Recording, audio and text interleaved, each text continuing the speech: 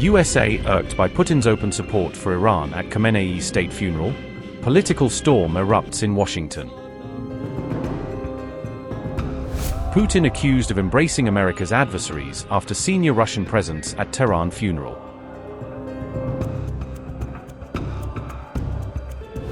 MAGA fury erupts as former Russian president's Tehran visit sparks fresh backlash in Trump circles. Trump ally says Putin sided with the Death to America crowd by sending a delegation to Tehran.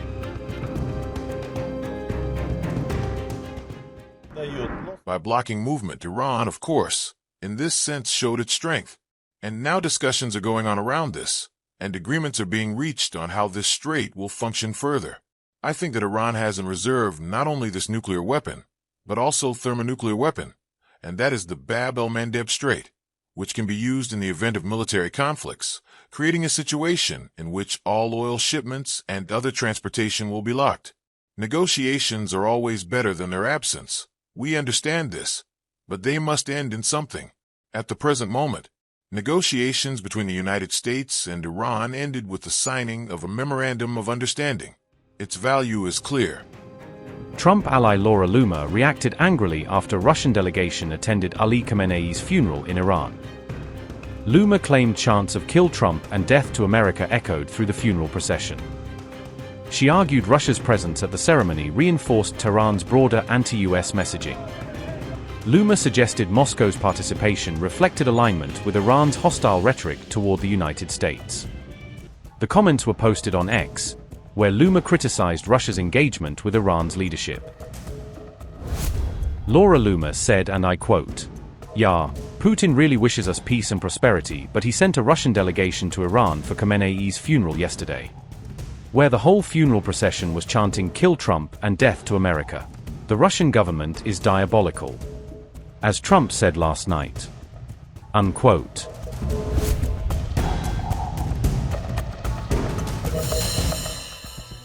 A chilling statement from one of Russia's most influential security figures has sparked fresh questions over Iran's next strategic move.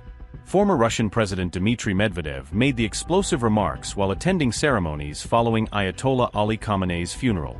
According to Medvedev, Iran possesses a thermonuclear weapon in the form of strategic leverage capable of disrupting global maritime trade. Medvedev also argued that the prospects of a final nuclear agreement between Washington and Tehran remain increasingly remote. Russia's state-run TASS reported that Putin's close ally held talks with Iranian President Masoud Pezeshkian on the unfolding regional crisis. Moscow said it had proposed peaceful alternatives for addressing concerns surrounding Iran's nuclear materials and program. Medvedev described the Strait of Hormuz as one of Iran's most powerful strategic instruments against its adversaries. He further warned that the Bab el-Mandeb Strait could also become a pressure point if regional tensions spiral further. Russia called for diplomacy to prevail, but cautioned against any additional military escalation across the Middle East. Medvedev warned that any disruption to these critical maritime choke points could unleash severe consequences for the global economy. The visit of our Russian delegation to Tehran, on the direct instructions of the head of state, was devoted to paying respects to the supreme leader of Iran, Grand Ayatollah Sayyid Ali Khamenei, who was martyred as a result of American attacks. But naturally, within the framework of such a visit, the current state of affairs was also discussed. I had a conversation with President Pezeshkian, and I also conveyed to him words of condolence from the President of the Russian Federation. At the present moment, Iran and we are bound by a special treaty, a treaty on strategic partnership, and within the framework of these agreements our relations are developing. Overall, the general situation in Tehran made on me an absolutely favorable impression. The capital lives and develops, even despite the fact that on the territory of Tehran there appeared entire neighborhoods that were destroyed as a result of the bombings carried out by the United States. There was no serious reason for the American attack. In other words, this kind of aggressive action by the United States of America was absolutely unprovoked. Iran did not threaten the United States of America in any way. Moreover, it was in a state of negotiations with the American delegation and moving toward certain agreements. And it was at this moment that the order was given to strike Iran. This is a regrettable fact which, in essence, speaks of the destruction of the system of international law as a result of which the entire leadership of Iran was killed, including the supreme leader. A large number of civilians and schoolchildren were killed. And all this, of course, does not do credit to those who made such decisions. The pretext was some kind of Iranian nuclear program, around which discussions have long been conducted. But frankly speaking, no one ever presented anything to anyone. All of this is limited to some general reasoning about how to deal with Iranian nuclear materials, although the Russian Federation also had proposals on this matter. In essence, they were proposed by the head of our state, and they would have made it possible to solve this task differently, by peaceful means.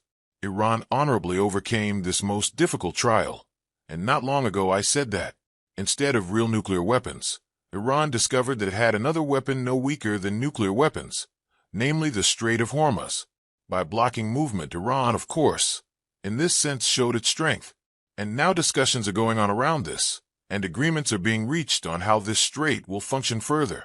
I think that Iran has in reserve not only this nuclear weapon, but also thermonuclear weapon, and that is the Bab el-Mandeb Strait, which can be used in the event of military conflicts, creating a situation in which all oil shipments and other transportation will be locked. Negotiations are always better than their absence. We understand this, but they must end in something. At the present moment, negotiations between the United States and Iran ended with the signing of a Memorandum of Understanding. Its value is clear. This very document creates no legal obligations, but it creates one thing. It creates a basis for further negotiations. Now there are documents, and the period has begun for reaching certain final agreements. Frankly speaking, I think this process will be extremely difficult. Reaching agreement on a number of positions, including, for example, allocating money for the reconstruction of Iran, will be extraordinarily difficult. And lifting sanctions on Iran, as I understand it, is something far from everyone in the United States is eager to do or to decide on.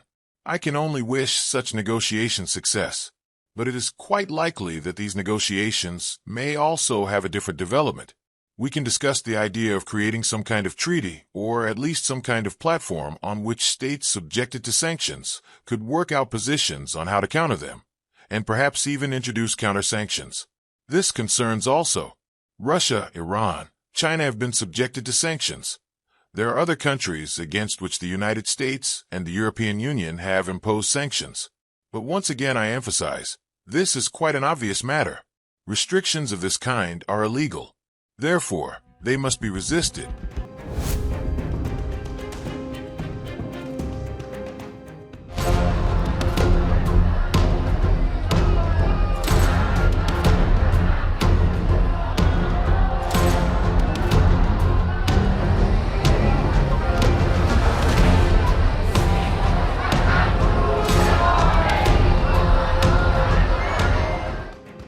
Mourners gathered around Ali Khamenei's coffin, chanting calls for revenge against the United States and Israel. Crowds erupted with chants as Iranian authorities unveiled the casket carrying Khamenei's body. The funeral quickly transformed into a massive public rally, with calls for retaliation echoing through Tehran.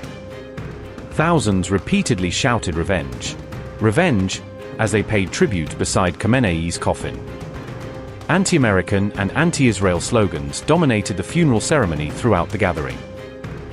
Mourners declared that revenge remained their only message as Khamenei's body lay in state. A controversial Kill Trump flag was raised during the ceremony as public anger intensified in Tehran. The funeral venue was filled with banners demanding what supporters described as blood vengeance. Iran projected a message of defiance as the state funeral procession officially got underway. The funeral procession will continue through several cities before Khamenei is buried in Mashhad. Many mourners broke down in tears as Khamenei's glass casket was unveiled in Tehran. The black turban placed atop the coffin became one of the most symbolic images of the ceremony. Family members killed in the same strike are being laid to rest alongside the late leader.